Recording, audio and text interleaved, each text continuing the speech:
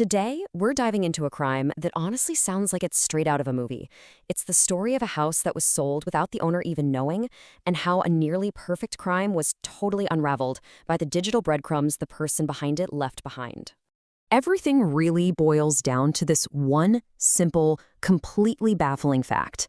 I mean, can you imagine scrolling online and seeing your own home listed for sale, and you had absolutely nothing to do with it?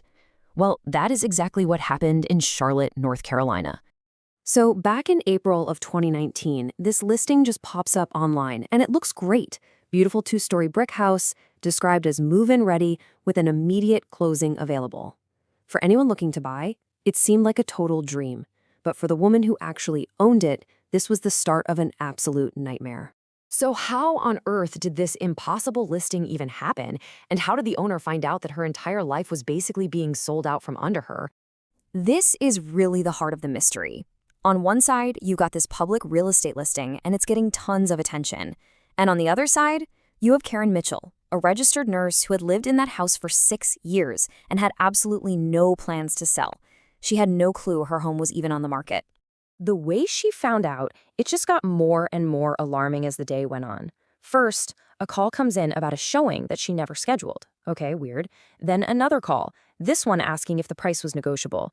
But the final straw, a couple literally shows up on her doorstep, holding a printout of the listing, ready for a tour. And that's the moment that confusion turned into real, genuine fear. But here's where it gets really, really creepy. When Karen finally sees the listing for herself online, it's not just pictures of the outside of her house. There were photos of her living room, her kitchen, photos taken from inside her home. And they were pictures she had never, ever taken. Someone had been inside her house. So, of course, the investigation kicks off right away. But the police quickly realize they're dealing with someone who's really, really careful about covering their tracks. They were basically chasing digital ghosts. You could tell this whole scam was thought out. The realtor profile, it was stolen from a real agent who had no idea his identity was being used. The phone number on the listing was a prepaid burner phone. The email was a fake account. The whole operation was built to be completely anonymous. So the first big digital lead they get is the IP address that was used to create the listing. They trace it back to a public library. And what's the one place in that library with no security cameras? You guessed it, the computer area. That was no accident. That was a deliberate move to stay invisible. So with a fake identity and zero video evidence, it really seemed like this was a dead end for the investigators, right? It looked like they'd hit a wall. But the person who did this left another digital clue, one they probably never even thought about. The first huge breakthrough in the case didn't come from tracking the suspect down. No, it came from analyzing the listing itself, specifically a clue that was hidden deep inside the code of the photos. That hidden clue was in the photo's metadata. You know, every single digital picture you take has this hidden data attached to it. Stuff like what camera was used, the exact date and time, and sometimes even the GPS location. For a digital investigation, it's a potential gold mine. And the metadata from those listing photos, it told a story.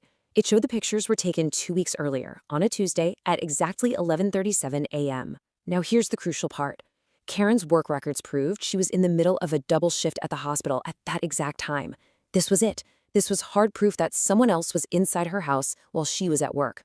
So now that they have a precise date and time, investigators start checking for security footage in the neighborhood. And bingo. A neighbor's doorbell camera caught him.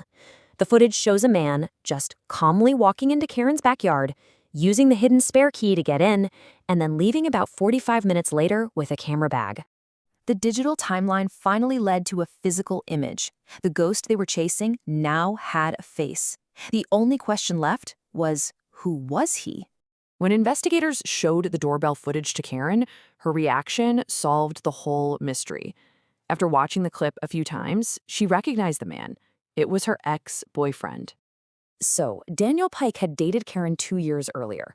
The relationship had ended pretty badly, but crucially, he knew about the spare key that she kept hidden under the back porch.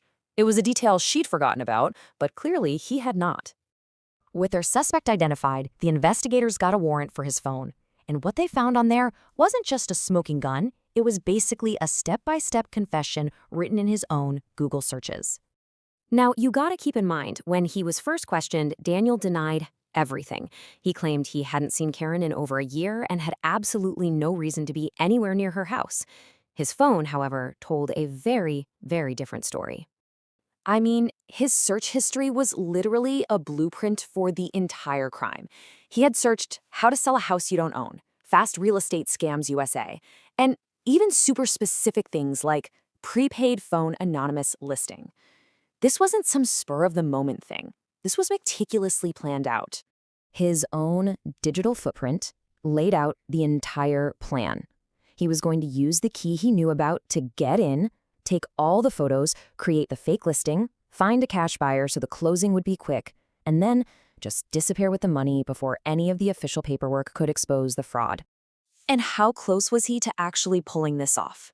Incredibly close. He had already secured a cash offer for $370,000 from a legitimate buyer. The closing was scheduled for the following week. He was just days away from succeeding.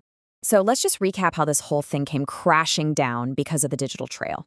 The photo metadata gave them the exact time of the break-in. That led investigators straight to the doorbell camera footage, which gave them a visual ID. And then finally, the suspect's own phone search history revealed the motive and the entire premeditated plan. This case is just a stunning example of the kinds of footprints we all leave in our digital lives. And it leaves you with a pretty unsettling thought. In an age where everything is online, what happens when the most dangerous crime isn't just breaking into someone's house, but trying to sell it right out from under them?